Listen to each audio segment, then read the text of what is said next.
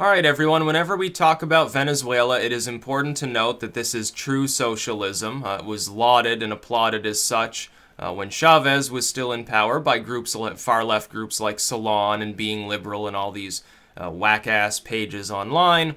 So we can't let them get away with trying to claim, oh, now that it's collapsing, it's not real socialism. Now, like, Sweden is real socialism or some crap like that. No, you made your bed, now lie in it. You declared them to be the shining example of socialist utopia. You're gonna own this problem.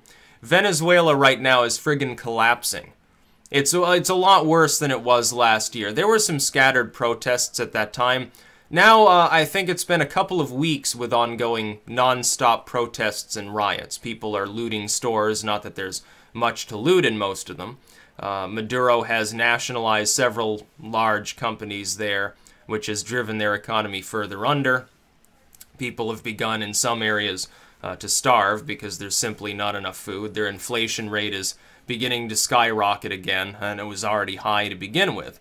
Their oil is worthless because Chavez, in his infinite socialist wisdom, never bothered to spend any money that he was raking in like it was absolutely worthless to him when oil prices were high. He never spent any of that on developing infrastructure and branching out the economy. He simply gave it to people as welfare, which raised the standard of living and certainly helped with poverty and things like that, but it was short-term, because nothing lasting was actually built with that money. You've got all of these slums, commie block slums around.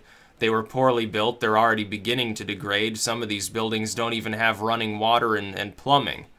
And that's the situation in Venezuela today. Now, Trump is currently meeting with Peru over the issue.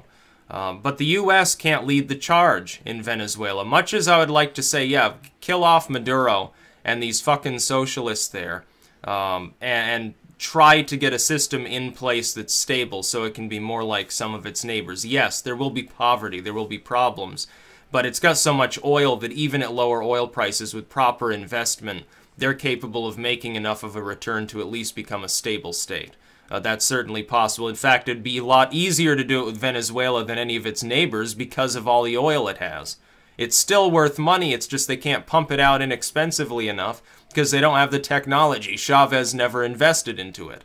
Much as I would like to say that'd be a wonderful thing to do, if the U.S. gets directly involved in Venezuela, if we were to march into Venezuela, or directly attempt to influence things there, Maduro would gain a huge amount of public support. People would be awaiting a U.S. invasion. They've been told from cradle to grave, basically, that we're the great Satan, that we're imperialists and we want to steal their oil and make everyone poor. Now, I would say, right now their oil is essentially being stolen by all their client states that buy it. And they're already poor. In fact, they're starving completely. From stem to stern, the entire nation is not doing particularly well. You have to be Maduro, or one of Maduro's close cronies, or higher brass within the Venezuelan military in order to have enough food in your stomach right now. And it's going to begin to affect them. What will take Maduro down inevitably, regardless of what outside forces do, is when the military brass notices that their caviar supply has dried up because there's simply not enough money to supply it to them. At that point, the military might flip its shit, oust Maduro, purge all of these socialist guerrilla groups that Maduro, in turn, by the way, pays for. There are tens of thousands of socialist guerrillas implanted in Venezuela. They're actually guaranteed state money in order to keep funding. They've already taken up arms. Maduro already gave them their guns so that they could defend socialism against the evil West or whatever. What their real involvement has to be with the other Latin American states. It's possible the U.S. gets directly involved in Venezuela. I think that would be a disaster. It may liberate them short term, but it would empower the socialists there. It would be much better if these other left-leaning states around Venezuela were to intervene in a military fashion, because they're from the same continent. They, mostly, other than Brazil, Portuguese, of course, speak the same lingo. The cultures are more similar, and it would be seen as less likely to be a form of imperialism. You might even get some of these socialists in Venezuela saying, oh, well, our fellow socialists are going to solve this problem for us.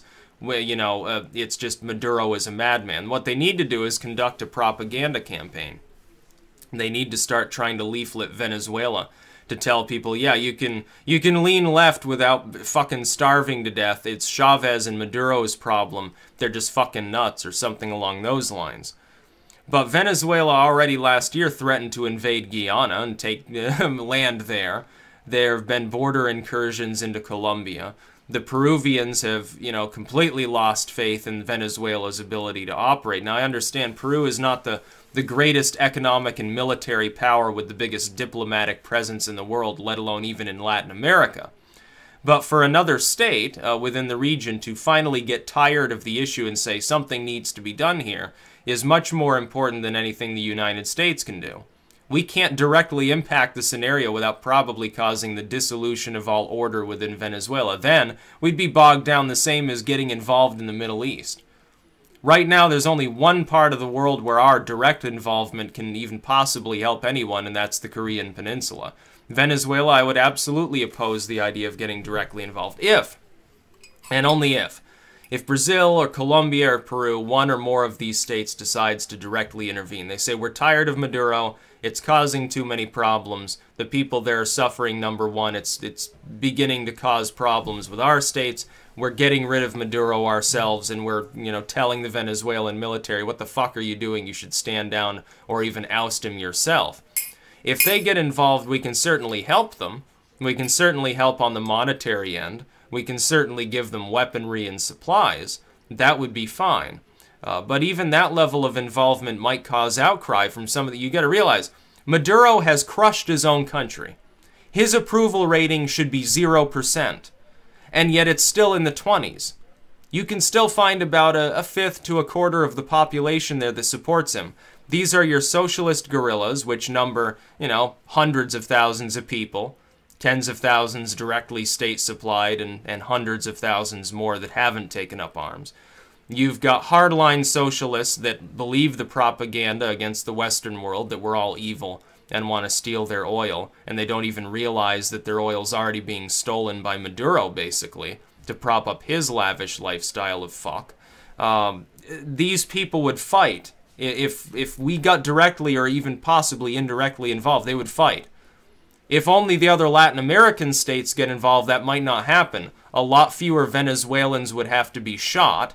A lot fewer, foreign militaries would have to be shot at. It would be a lot quicker. And it would also bring longer-term stability, I think, to the state of Venezuela. Once that happens, then we can get involved with trying to salvage their industry so that it can actually be used to diversify their economy. Then you don't have a problem in the future. If they want to have a welfare state, they'd actually be able to fund it. Yeah, welfare states suck, but at the very they wouldn't be in these dire straits. You look at some of the other sort of welfare states around the world. As long as their economy is more diverse, they can hold off longer. Even if part of their economy has a downturn, they still survive. They don't immediately destabilize. Venezuela began destabilizing several years ago. It didn't take very long. Because what happened is all that welfare spending was kept up, and the government simply borrowed more and more money from its central bank. That's what happened. It has completely ruined the Venezuelan economy, an economy that should be first world. With Chavez's model, if you had taken that, and you had used some of that money, not even a majority of it, for infrastructure development, to try to create funding to expand agriculture, expand mining, whatever, minerals happen to be there, not just oil, what about lumber and things like this? If you had done this, even a tourist industry, I mean, he's pissed that away by nationalizing everything. Nobody wants to invest there. The tourist industry even would have been helpful. If this had been done, Venezuela, while it would be in a recession right now, they wouldn't be starving. People would not be starving in the streets of Venezuela if Chavez has had a sane economic model in mind. Maduro continued this. Almost as soon as he got there, the oil prices plummeted. And that's the fundamental central problem. The other central problem is a lack of bothering to invest when times were good into things that would sustain the country when times weren't so good. Chavez didn't think of that. He thought, well, you know, oil prices will be high forever. What short-sighted madness. Some of these people, they blame Maduro. They're like, oh, I loved Chavez, but Maduro's a shitfuck. They're like, you know, they want to revolt against Maduro, but they still have this weird fealty to Chavez, even though he's fucking kicked the bucket years ago. It was Chavez's fault largely. Maduro's secondary in this. It was primarily Chavez's fault for pissing away the economy of your country. Maduro simply continued what Chavez was doing, even though he's deranged and there was an oil price downturn. So you've got dozens of protesters dead. You've got, you know, police getting beaten. You've got protesters getting beaten. You've got looting. You've got starvation, shortage of critical medical supplies. How long will it be before that alone causes some sort of epidemic to break out in the state of Venezuela? What happens then? You're talking about a nightmare scenario, and that doesn't just stay within Venezuela's borders, it spreads to neighboring states. What if their infrastructure can't handle it? It would behoove the Colombians and Brazilians and Peruvians to get directly involved and get rid of Maduro. U.S. blessing or backing for such a thing aside, they're the ones that have to take responsibility for that, unless they want us to be world police, once again get involved in some endless conflict that this time involves staying in this hemisphere but having to fight like socialist guerrillas for years and years at a time. Well, maybe those socialist guerrillas would feel more kindly towards forces that speak their same language and are from the same continent and are themselves left-leaning rather than the great Satan, the imperialists, or something like that. That's what I think anyway. It's sad what's happening in Venezuela. These people don't really deserve to suffer like this, and it's partially Chavez's fault. You can't put all the blame on Maduro just because he's the acting El Presidente of their tin horn dictatorship socialism of a country. It's not all Maduro's fault. Chavez created those policies. He simply reigned over them when those policies were able to be funded, short-term gain, long-term pain style. That's about all. Peace out.